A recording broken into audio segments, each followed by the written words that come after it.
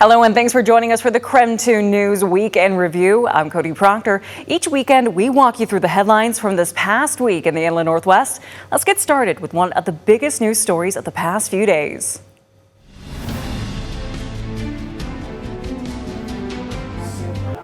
Well, there are many unanswered questions as neighbors remain evacuated, uncertain of what they'll find when they finally return home.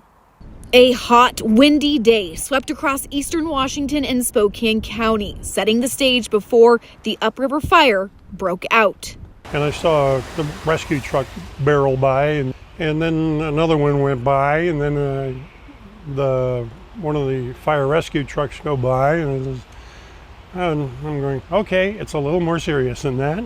Some teens kicked off summer with the last day of school. So we wanted to be like, oh, let's go to the beach instead. When they were surprised with an evacuation as they were enjoying Boulder Beach to celebrate.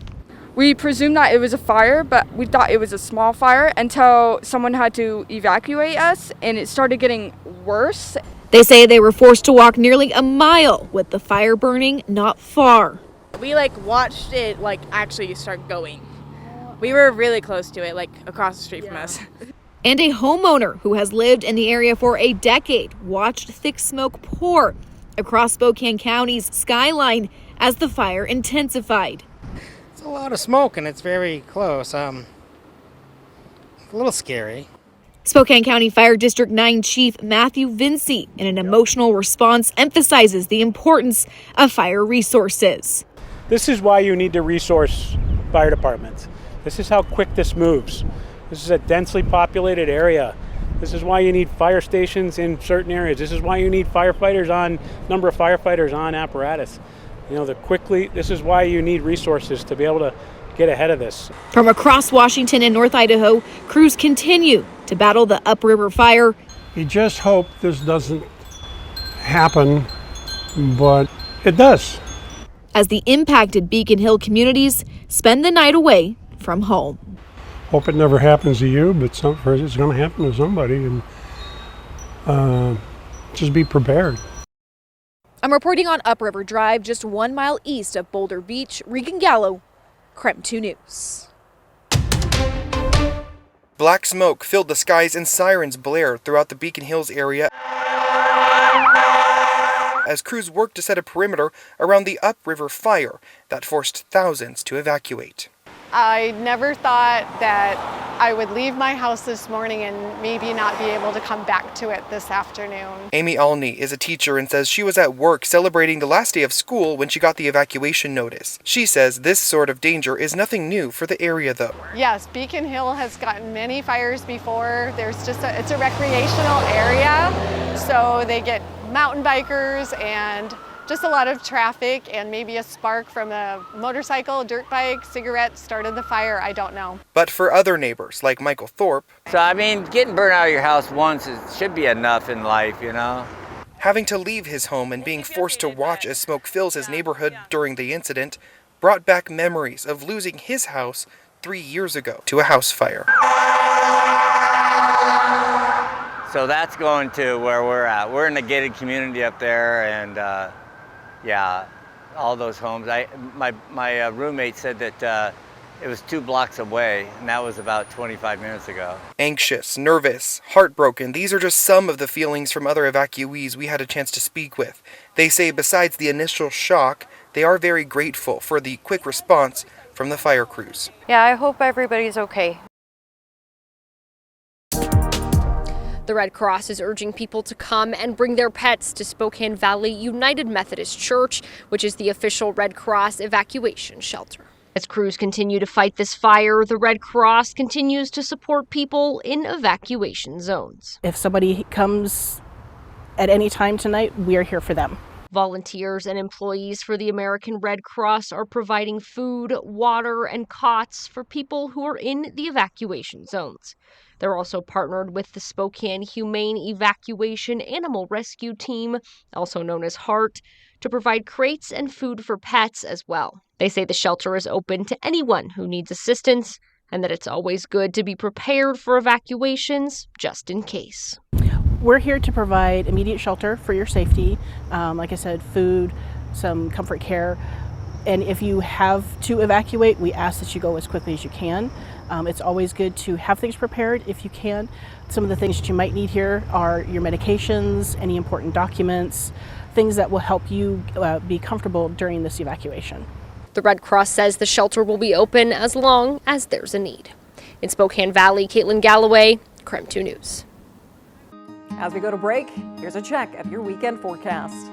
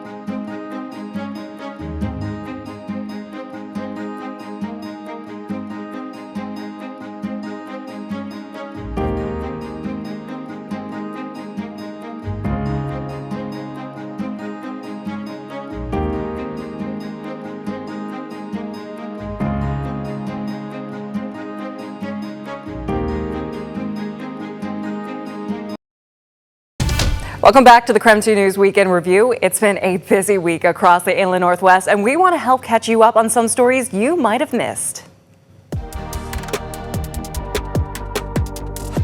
When the Gainbridge Super League end-of-year awards were announced, the league's back-to-back goalkeeper of the year was already searching for a new club.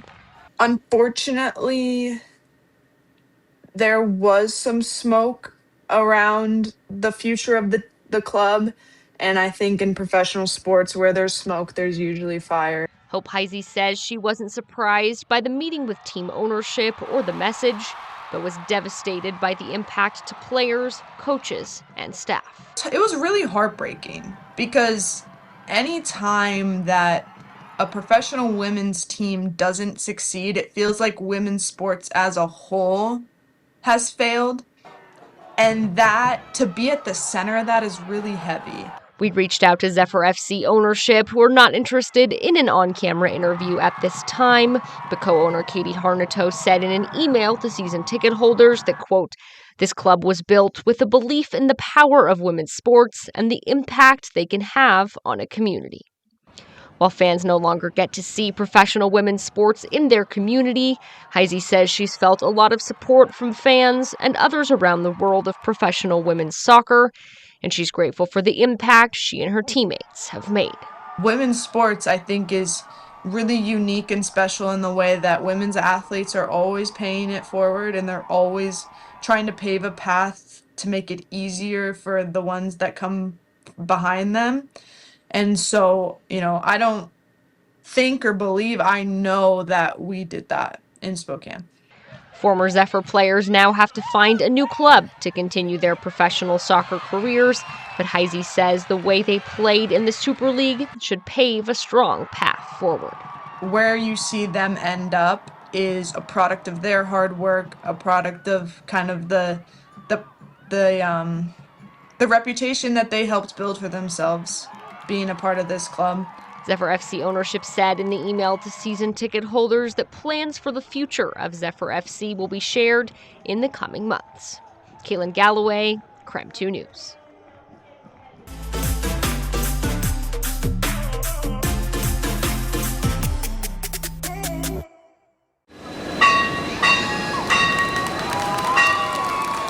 In Seattle's oldest neighborhood, the World's Game is suddenly here. Hell yeah, welcome in. In Occidental Square, let's get you a nice beverage. The World Cup serves as more than something to watch. There's been a lot of people from all over the place. It's kind of rad. Pretty cool. It's something they're wearing, waving, and maybe just finding their way into.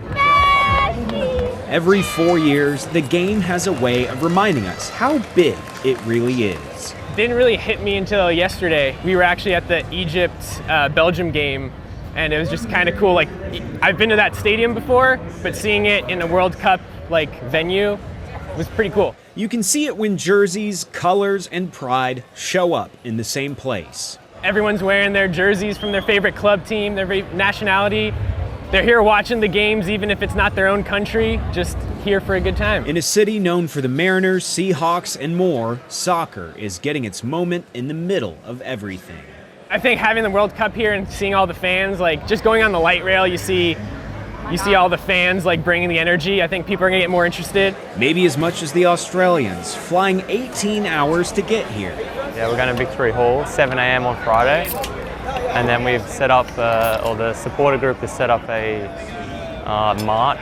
For the Socceroos, the dream is bigger than a game against the United States. We can make it to, I think we're looking for the quarters this time. You know, we've never won a knockout game. So if we can get to the round of 32 and if we can get our first knockout win, that'll be brilliant, and we'll be there. The party continues this weekend when a little-known DJ comes to town. That's the pull of the World Cup, an event that opens the door to the rest of the world. It's only going to get crazier, too, as the week goes on, too. In Seattle, Alex McClune, King 5 News.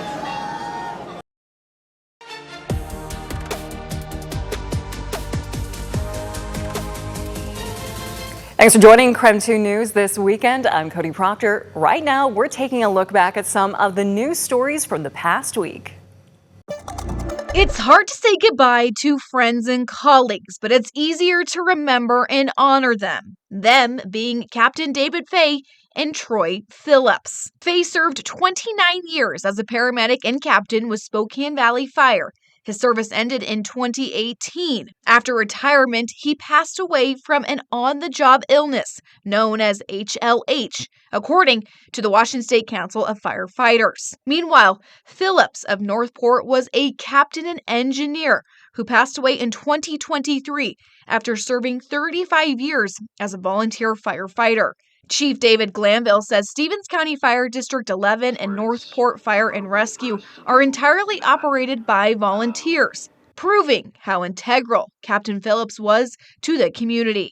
Chief Glanville remembers Captain Phillips as jovial and everybody's friend. He was there with the truck, there with the water, and there with the leadership too. I think that his confidence and his friendship gave confidence to other firefighters who, may have been fairly new in the service, and just made everything that we did more effective. Chief Glanville tells me members of the International Association of Firefighters Motorcycle Group traveled to Northport to receive Captain Phillips' memorial ribbon, which was then hung on the Fallen Firefighters Memorial Pike Pole in Olympia. The department also named the newest Stevens County Fire District station the Troy Phillips Memorial Station to honor his decades of service. I just feel so scared that this could happen to me and my partner. And then just seeing my partner's face afterward. Eric Reed had to get 6 stitches on his lip. His partner, Juan Alvera, was bruised and cut. Over the 15 years they've been together, they say they've never experienced anything like this. I literally thought I was gonna die, man. Like, I thought I was gonna die. And I don't even know how to explain the fear I have right now. Like, we haven't left our house for the last few days.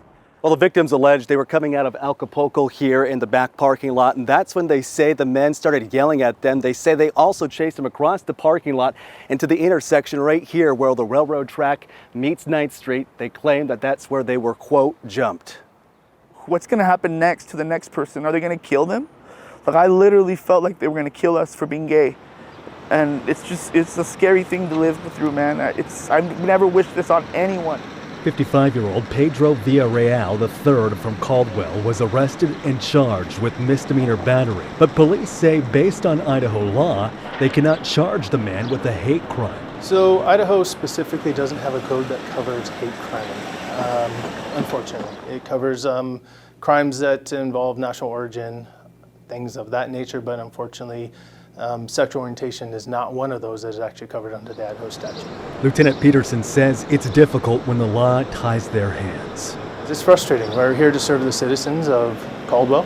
and Idaho. And unfortunately, when we're unable to give them the justice that they feel that they need under the application of the law, it is frustrating. Alvera and Reed say they're conservative and want to see people come together. And as politics, they kind of continue to clash. Everybody needs to put that away and remember that we're all American in the end. All of us bleed the same and we're all Americans. John Webb, Idaho's News Channel 7. FBI agents take control of the scene at 4th and A Streets in Blaine. Witnesses tell us federal agents tended to a wounded man shot by the Border Patrol just over the American side of the U.S.-Canada border. Gunshots waking families here around 5:30 a.m. She was woken up and said she heard pop, pop, pop. I heard 3 gunshots. Yeah, 3. Just bang, bang, bang. According to witnesses, the wounded man did not appear to have life-threatening injuries, perhaps shot in the leg, appearing conscious and alert when he was put into an ambulance. So far, authorities are releasing very little information except to say the wounded man was allegedly carrying a gun. Whether the incident was an illegal crossing or something else remains unclear. Neighbors say Border Patrol agents routinely scout this area and report a recent increase in helicopter surveillance. The scene is adjacent to Peace Arch Park, Canada, just beyond these trees where the man is believed to have traveled. It's normally a fairly sleepy town and you don't see a lot of enforcement, but it's here, and when they need it, they react. Thank you for joining us here on KREM 2 News. You're watching the Week in Review, where we bring you some of the biggest news stories of the past week. What's it been like traveling around with your son? He's a pain in the butt, but he's 13. But no, it's been fun to be able to kind of share all these different parts of the country and new experiences and tracks and places that I hadn't been either. So I'd been to Evergreen, but that's really the only place that I had been in this region. And I think to be able to do that with him has been a good time. What's it been like racing with your pop here? It's been cool just to learn all the things that he's learned over his career. Is just trying to teach me to be the best that I can be, but it's been really fun. Learn something new every race? There's always something that I learn every race from him, just whether it's the line of the track, because he's good at running the top, and that's not my strong suit. But yeah, just learning those types of things from him. One Eastern Washington driver that's looking forward to this weekend is recent Ephrata High School graduate Danica Dart. She won't be racing this weekend, but she wanted to ask Harvick about his eventful race 2 weeks ago in Wenatchee. I know there was a lot of drama a couple weekends ago, and I was wondering if that was the first time you've ever got flipped off in a race car. Definitely not my first time. So I actually enjoy that type of stuff because I like competition and you know the difference in opinions. So that was definitely not the first time, but that was definitely a dogfight for sure.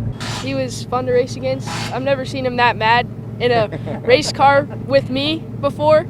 But yeah, it was fun. It's fun to see that enthusiasm because we thought that there was going to be a lot of participation. I think it has exceeded everybody's expectations, but it's come from a lot of work from a lot of different people to get it to this point, and it's fun to see it all playing out. Support your local short track. That's why we're here, to draw people who hadn't been here before and let them realize that it actually is pretty cool. Keep it here for more news and weather updates throughout the weekend. And don't forget, you can watch our latest newscasts anytime on the KREM 2 app. Just scan the QR code on your screen to watch for free. I'm Cody Proctor. Thanks for watching the KREM 2 News Week in Review.